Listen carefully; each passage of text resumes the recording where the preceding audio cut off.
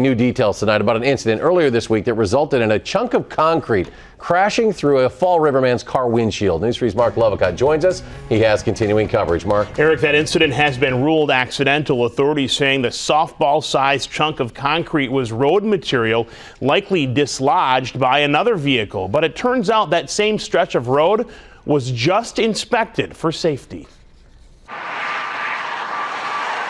70,000 cars and trucks pass through this stretch of Highway 151 each day. And never once, at least in everyone's memory, has this happened. A softball-sized piece of concrete through a windshield. Authorities now say it came from here, a 4-foot-long section of concrete near the American Parkway exit that somehow crumbled loose. It takes a tremendous amount of abuse from vehicles of all shapes and sizes. And unfortunately, something like this can happen quickly, and as a result, there was a freak accident that resulted.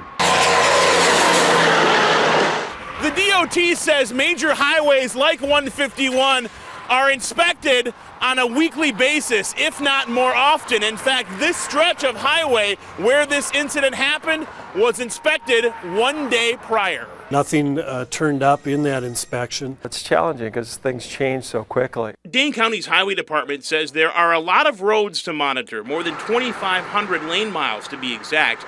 Commissioner Jerry Manley says his workers take pride in maintaining good roads, but sometimes, he says, things can happen beyond their control.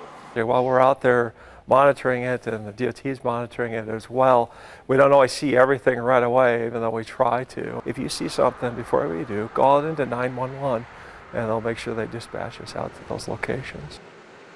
That area has been temporarily repaired for now. A permanent repair will happen next week. Commissioner Manley says while this was a very rare incident, it's another reminder of the unpredictable things that can happen when driving. And it's always important, he says, to keep good distance between vehicles, be alert.